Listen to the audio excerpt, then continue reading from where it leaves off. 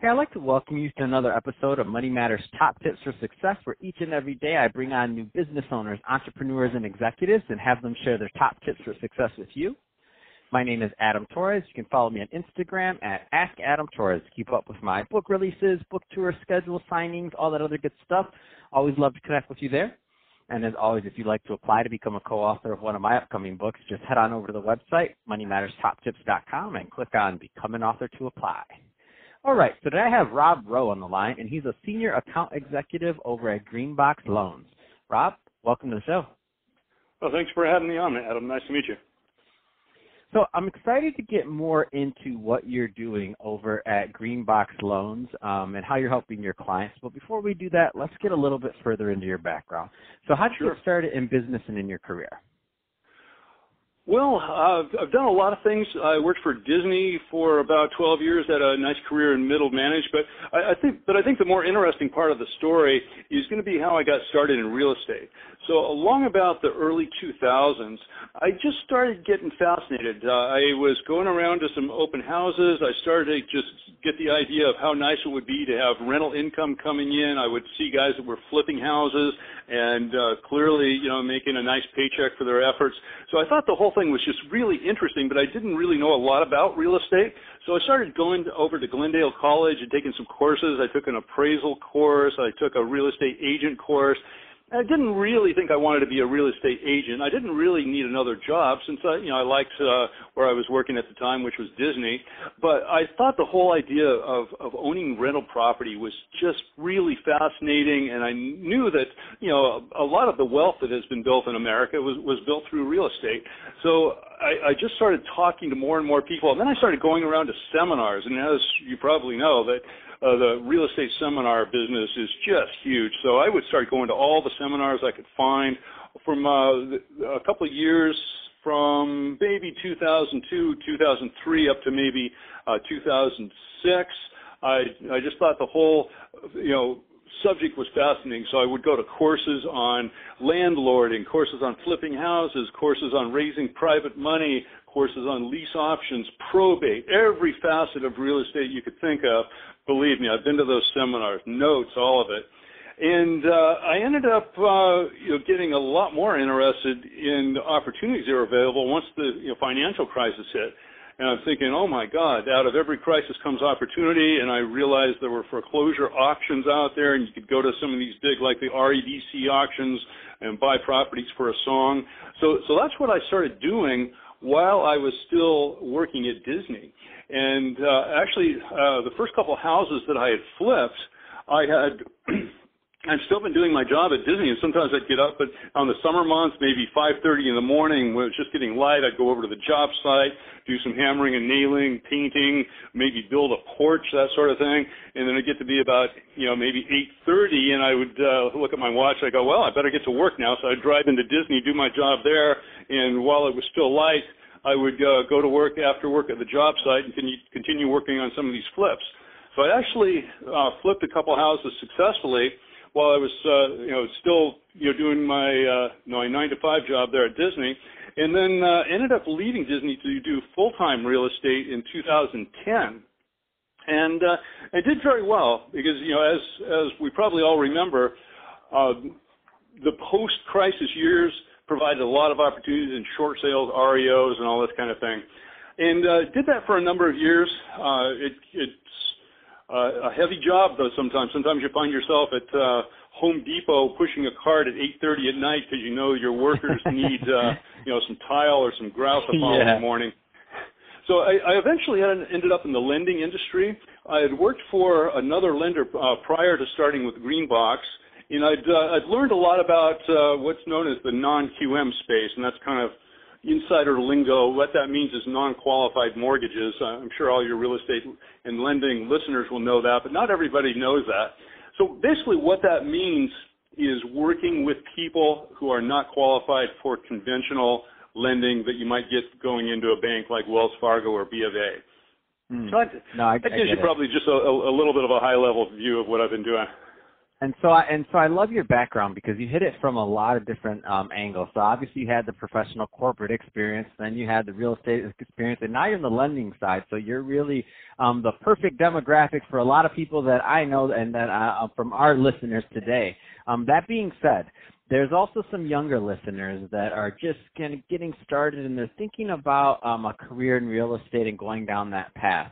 What would be your advice for that person that's maybe they're a new college grad and they're thinking about going to real estate, but they maybe don't want to be a real estate agent, because that one we talk about a lot, but you have a different vantage point of coming from many different angles. So what kind of advice would you give to that newbie that's just getting started and wants to go down a path in real estate?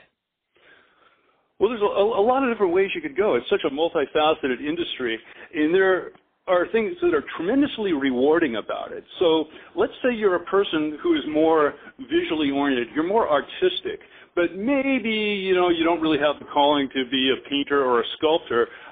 Flipping a house or doing interior design is a huge part of the market, because if you go and, that's basically what flipping a house is all about. You go find a house that's beat up and needs a lot of repairs, you're going to need to make some decisions. What do we do for countertops? What do we do for bathroom tiles? How do we build the shower? Or if you go to the next level and you're actually doing a sort of a rebuild, or you're adding rooms, adding square footage, you might be sitting down with an architect and you might be sort of designing the person's life who's going to live there. How far does the person have to walk to go to the breakfast bar? How big is the master bedroom going to be? What is the master bathroom going to look like? Is there going to be a walk-in closet? These kind of things. So these are all really, really interesting subjects for a person who is creatively inclined.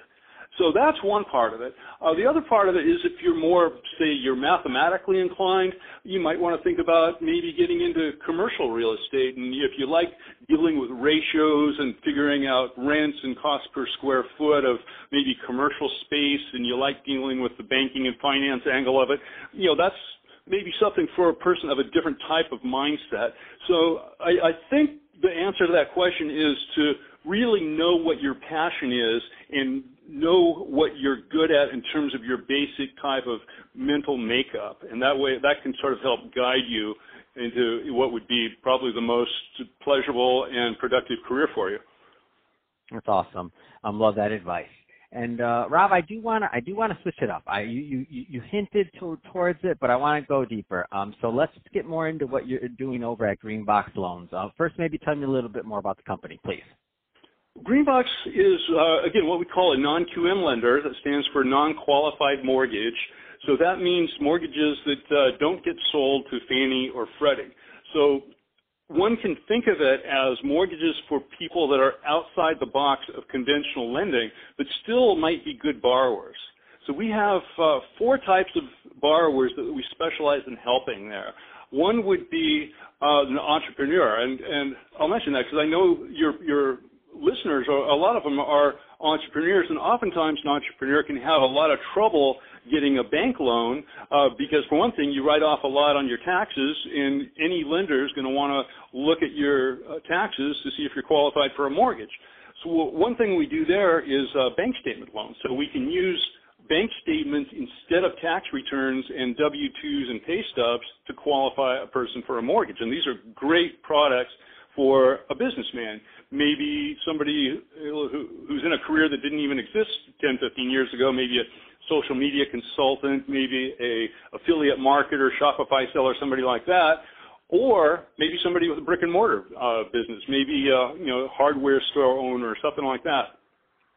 So any of those types of people would be really good candidates for a bank statement type of loan. The other people that we work with are foreign nationals and ITINs. And ITIN stands for Individual Tax ID Number. And these are people who are undocumented. So it might be surprising to a lot of people, but we can actually do loans for people who are living in the U.S. as an undocumented resident of the U.S. And a foreign national would be somebody whose main residence is in another country, but they want to buy either a second home or an investment property here in the USA. And then also we work with people who are credit challenged and people that might have a credit score all the way down as low as 500. We've still got people a lot of people might be good borrowers, but maybe they had a foreclosure or short sale, BK in recent history, that sort of thing, and we have loan products that can help those folks too. No, that's awesome.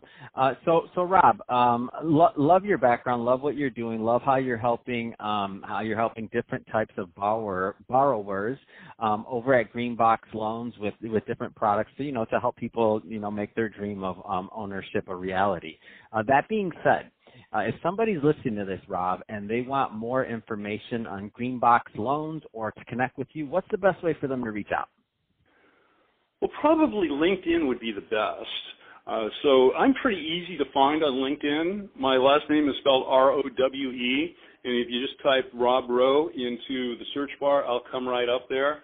There might be some other Rob Rowes, but there's definitely no other Rob Rowe that works at Greenbox Loans. So I'm real easy to find there. I've got a picture with my two wonderful little dogs that you probably saw yourself. So I saw it. I was. If you didn't say it, I was gonna say it. I was gonna say, just look for Rob with the two dogs. I'm guessing those are his. I love it. Yeah. So, that would probably be the best way to connect. My number and my email address are right there. Perfect. You can email me directly. I've posted my email address right there on my banner page at LinkedIn, and we work with basically two different types of clients in general. We're basically a business-to-business type company. So the people in your listenership that would be probably most interested in working with us would be mortgage brokers. So basically what we'll do, so we're considered a wholesale lender. A retail lender is somebody who works directly to the borrower. A wholesale lender is somebody who works with mortgage brokers. So if you've got any mortgage brokers out there in your listeners, we would be a great contact to work with them. We do some things very differently than other non-QM lenders in the space. There are about 4 or 5 main real big non-QM lenders, and we're one of them. We're one of the top ones. So everybody's got a different style and a different type of loan products that they specialize in, and we specialize in certain things that are quite a bit different than some of the other people. We're extremely flexible.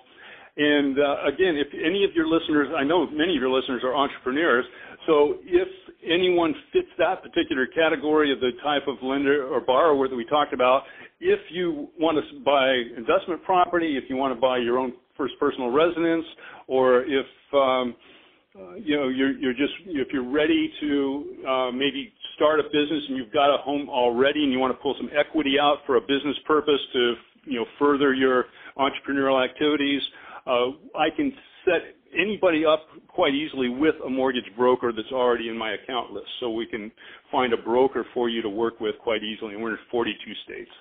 So most people out there in the country that fits any of those criteria, it's a very high chance we could help them. That's fantastic. Well, hey, Rob, really appreciate you coming on the show today and sharing more about your background and all the great work you're doing over at Greenbox Loans. And to the audience, as always, thank you for tuning in. Hope you got a lot of value out of this. If you did, don't forget to subscribe to the podcast, leave me a review on the Apple iTunes store, do all those great things we do to support our podcasters. I really do appreciate it. And, Rob, thank you again for coming on the show.